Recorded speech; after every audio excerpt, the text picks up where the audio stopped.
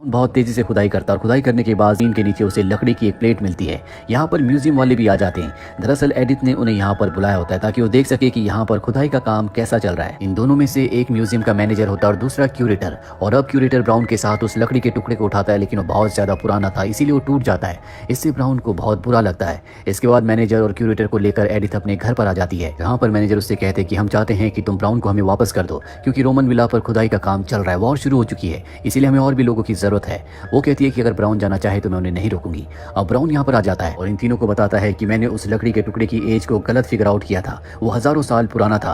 Museum का जो manager होता है वो कहता है कि साइट इतनी पुरानी नहीं हो सकती। इसके बाद उससे कहता है क्या तुम म्यूजियम के लिए काम करना चाहोगे या इसी साइट पर काम करोगे? वो कहता है कि मैं यहीं पर काम करूंगा। एडिथ इसके बाद अपने पति की कब्र पर जाती है। दरअसल वो आर्मी में थे और अब इस दुनिया में नहीं रहे, इसीलिए एडिथ हमेशा बहुत उदास रहती है। इसके बाद एडिथ उस जगह जाती है जहाँ पर खुदाई का काम चल रहा है। वहाँ पर वो उस टीले के पास जाती है जहाँ पर खुदाई की गई थी, और जब वो उस खुदी हुई जगह के अंदर जाती है तो ब्राउन कहता है कि तुम वहाँ से बाहर आ जाओ, वहाँ पर बहुत खतरा है। एडिथ बाहर आ जाती है। इसके बाद ब्राउन अंदर खुदाई करने के लिए जाता है और तभी उसके ऊपर बहुत सारी मिट्टी गिर जाती है, जिसके अंदर वो दफन हो जाता है। एडिथ यहाँ पर अपने दूसरे लोगों को बुलाती है और बड़ी मुश्किल से वो ब्राउन को यहाँ से बाहर निकालते हैं। इसके बाद एडिथ उसे अपनी लाइब्रेरी में ले जाती है। जब वो पूरी तरह से नॉर्मल हो जाता है तो वो एडिथ को बताता है कि जब मिट्टी के अंदर मैं दफन हो गया था तो मुझे मेरे दादाजी की वो बातें याद आ रही थी जो उन्होंने मुझे सफोन की मिट्टी के बारे में बताई थी। और इसके बाद वो दोबारा से फील्ड में एडिथ के साथ जाता है और कहता है कि आप पहले चाहती थी कि मैं इस बड़े वाले टीले की खुदाई करूं। आप सही थे, क्योंकि यहाँ पर जितने भी टीले हैं वो सब के सब राउंड शेप में हैं। एक यही टीला है जो ओवल शेप में है और ये सभी टीलों के बीचों बीच है, यानी कि ये सभी टीलों का केंद्र है। दरअसल ब्राउन अब इस जगह पर और भी ज्यादा इंटरेस्ट ले रहा होता है, क्योंकि खुदाई के दौरान लकड़ी का जो टुकड़ा उसे मिला था उसका ये मानना है कि वो 11वीं सेंचुरी का है, और अब वो चाहता है कि वो इस बड़े टीले की खुदाई करे जिसे एडिथ सबसे पहले खुदवाना चाहती थी। और अब वो एडिथ के उन लोगों के साथ इस टीले की खुदाई करना शुरू कर देता है जो लोग एडिथ ने उसे प्रोवाइड किए थे। एडिथ का बेटा रॉबर्ट भी बार बार खुदाई वाली साइट पर आता है। वो ब्राउन से बातें करता है। इन दोनों की जल्दी दोस्ती हो जाती है, क्योंकि इन दोनों को आर्कियोलॉजी और एस्ट्रोनॉमी में बहुत ज्यादा इंटरेस्ट होता है। और अब जब ये लगातार खुदाई करते हैं तो एक दिन खुदाई के दौरान इन्हें एक बहुत पुरानी चीज मिलती है, जो कि शिप का लोहे का रिविट होता है, एक तरह का कीला। ये लेकर वो म्यूजियम में जाता है। म्यूजियम का मैनेजर भी उसे देखकर हैरान हो जाता है। ये बात बताने के लिए वो एडिथ के पास भी जाता है, लेकिन एडिथ उस वक्त घर पर नहीं होती, वो लंदन गई होती है। दरअसल उसकी तबीयत अक्सर खराब रहती है, पर जब एडिथ लंदन से वापस आती है तो ब्राउन उसे उस जगह ले जाता है जहाँ पर उसने काफी हद तक खुदाई कर दी थी। इसके बाद इस शिप की यानी कि पानी के जहाज की शेप को देख सकते हैं। यहाँ पर ब्राउन का मानना होता है कि शायद ये किसी बहुत बड़े योद्धा की कब्र हो, उसके सम्मान में उसे यहाँ पर दफनाया गया होगा, और जल्द से जल्द खुदाई करके इसे पूरी तरह से बाहर निकालना चाहते हैं। एडिथ और ब्राउन इस खोज से बहुत खुश होते हैं, क्योंकि एक बहुत बड़ी खोज होती है। अगली सुबह एडिथ ब्राउन के पास आती है और उसे बताती है कि म्यूजियम वाले इस पूरी साइट को टेक ओवर करना चाहते हैं, जिसके लिए उन्होंने मुझे अच्छी खासी रकम ऑफर भी की थी, लेकिन मैंने उन्हें मना कर दिया, क्योंकि मैं चाहती हूँ कि यहाँ पर खुदाई सिर्फ तुम करो। ये सुनकर ब्राउन को बहुत अच्छा लगता है। ब्राउन बहुत अच्छा इंसान है, इसीलिए एडिथ कहीं ना कहीं उसकी तरफ अट्रैक्ट हो रही होती है, इसीलिए रात को उसे डिनर पर बुलाती है। लेकिन रात को ब्राउन डिनर पर नहीं आता, क्योंकि वो अपनी पत्नी के साथ होता है। वो अपनी पत्नी से बहुत प्यार करता है और उसे उस साइट पर ले जाता है जहाँ पर उसने वो खोज की है, जहाँ पर जमीन के नीचे शिप दबा हुआ है। ब्राउन की पत्नी कहती है कि ये तुम्हारी अब तक की सबसे बड़ी खोज होगी, इसका श्रेय कभी भी म्यूजियम वालों को मत लेने देना। अभी दोनों के दोनों घर वापस आ जाते हैं और रात को जब ब्राउन सो रहा होता है तभी बहुत तेज बारिश होना शुरू हो जाती है। वो जल्दी से उस खुदाई वाली साइट पर जाता है जिसे पहले से उसने कवर किया होता है, लेकिन अब वो और भी अच्छे से कवर करना चाहता है ताकि पानी वहाँ पर ना भरे।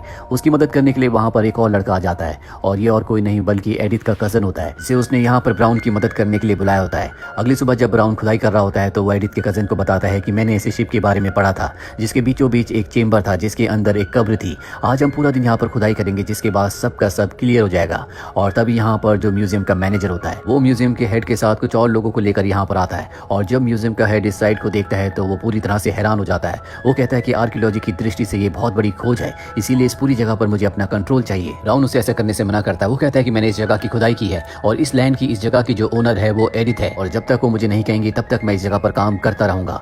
म्यूजियम का हेड कहता है कि मैं जल्दी गवर्नमेंट का लेटर दिखाकर उनसे इस जगह पर अपना कब्जा ले लूंगा। सुनने के बाद ब्राउन एडिथ के पास जाता है, लेकिन वो किसी से मिलना नहीं चाहती। उसकी तबीयत हमेशा खराब रहती है, उसे एक हार्ट अटैक पहले आ चुका है, लेकिन किसी तरह से ब्राउन उसके कमरे में चला जाता है। एडिथ से कहता है कि उस शिप के बीचों बीच एक चैम्बर जरूर होगा जिसमें कुछ ना कुछ खास कीमती चीज होगी, मैं उसे देखना चाहता हूँ। एडिथ कहती है क्या तुमने म्यूजियम के हेड को बात बताई? वो कहता है मैं तुम्हारे लिए काम करता हूँ, मैं बात किसी को नहीं बता सकता, मुझे एक दिन का और वक्त चाहिए।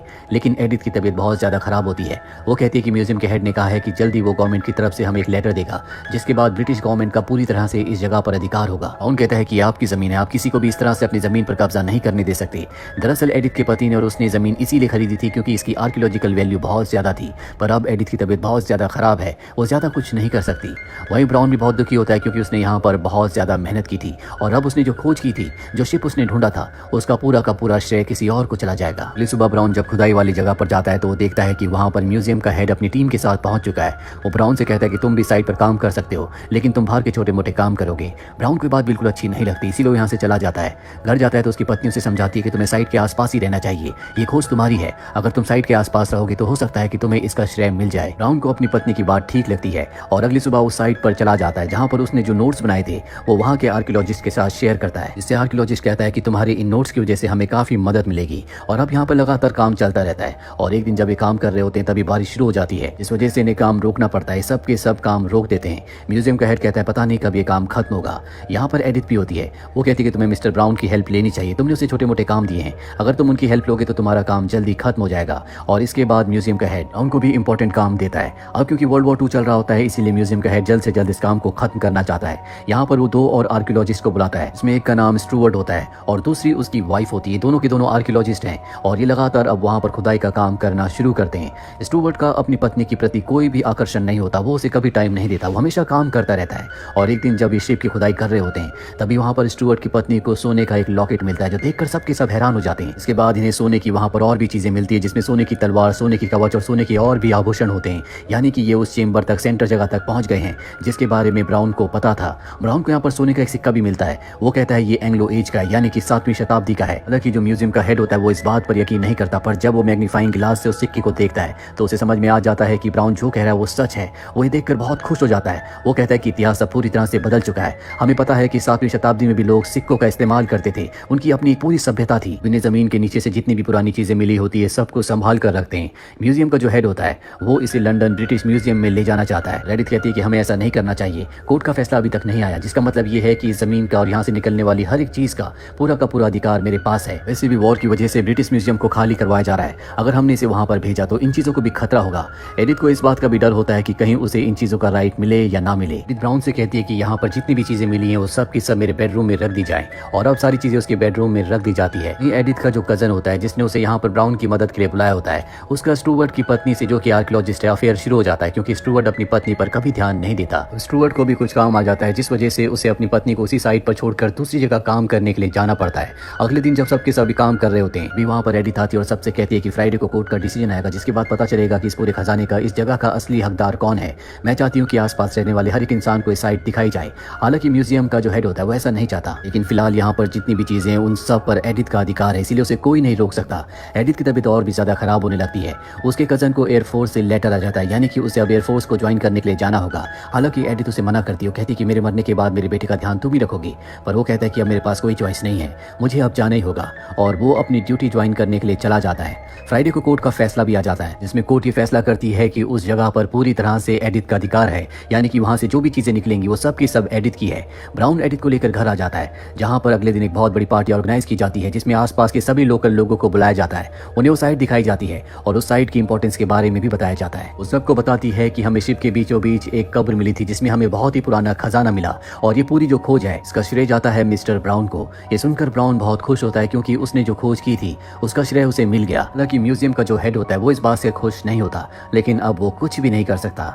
वही हमें स्टुअर्ट की पत्नी को दिखाया जाता है, उन फोटोज को देख रही होती है जो एडिथ के कजन ने खींची थी, जो अब एयरफोर्स में जा चुका है। वो देखती है कि उसने ज्यादातर फोटोज उसी की ली थी। उसे समझ में आ जाता है कि वो उससे बहुत प्यार करता है। सोचकर उसकी आंखों में आंसू आ जाते हैं। एडिथ भी यहाँ पर आ जाती है और समझ जाती है कि ये उसके कजन से बहुत प्यार करती है। वैसे भी उसके अपने पति स्टुअर्ट के साथ कोई भी संबंध नहीं थे, ये बहुत वक्त से एक साथ तो रह रहे थे, लेकिन इनके बीच में किसी तरह का कोई भी प्यार, कोई भी रिश्ता नहीं था। स्टुअर्ट जब अपनी पत्नी को वापस घर चलने को कहता है तो वो कहती है कि शायद अब वक्त आ चुका है जब हमें अलग हो जाना चाहिए। स्टुअर्ट को समझ में आ जाता है कि कभी उसने अपनी पत्नी पर ध्यान नहीं दिया, वो हमेशा काम में बिजी रहा, इसीलिए अभी दोनों अलग हो चुके हैं। वहीं हमें एडिथ और ब्राउन को दिखाया जाता है जो साइट पर जाते हैं, जिस साइट पर खुदाई करके इन्हें शिप के अंदर खजाना मिला था। एडिथ की हालत बहुत ज्यादा खराब है, वो जानती है कि अब वो ज्यादा दिन जिंदा नहीं रहेगी। वो ब्राउन से कहती है कि मैं पूरा का पूरा खजाना जो भी मुझे मिला है वो ब्रिटिश म्यूजियम को गिफ्ट कर दूंगी। ब्राउन कहता है कभी किसी ने इतना बड़ा गिफ्ट किसी को नहीं दिया होगा। एडिथ अपनी जिंदगी की आखिरी सांसें इसी शिप के आसपास लेना चाहती है, इसीलिए वो अपना बेड वहीं पर लगवा देती है, जहां पर उसका बेटा रॉबर्ट उसके साथ होता है, जो उसे कॉस्मिक की यानी कि अंतरिक्ष की बातें बताता और कहता है कि जब इंसान इस दुनिया से चला जाता है तो तारा बन जाता है। जल्दी एडिथ की मृत्यु हो जाती है और इस साल होता है सन 1942 का। एडिथ की मृत्यु के बाद उसका कजन जो एयरफोर्स में चला गया था वो भी वापस आ जाता है। इसे देखकर स्टुअर्ट की वाइफ, जो कि उसका इंतजार कर रही थी, खुश हो जाती है। दोनों एक दूसरे के गले लग जाते हैं। अब क्योंकि वर्ल्ड वॉर 2 चल रहा था, इसीलिए पूरे खजाने को लंदन अंडरग्राउंड में 9 सालों तक छुपा कर रखा गया, जिसके बाद इस खजाने खजाने को पब्लिक के लिए खोला गया। 9 सालों तक इस खजाने के बारे में किसी को नहीं बताया गया। अगले कई सालों तक इस खजाने को ढूंढने का श्रेय ब्राउन को नहीं दिया गया। कुछ ही सालों पहले रिसर्च से पता चला कि ब्राउन का इस खजाने को ढूंढने में बहुत बड़ा हाथ था, जिसके बाद इसका पूरा का पूरा श्रेय ब्राउन को दिया गया। ये एक सच्ची घटना थी जो सन 1942 में घटी थी, जिस पर मूवी बनी। उम्मीद करते हैं कि ये मूवी कहानी आपको पसंद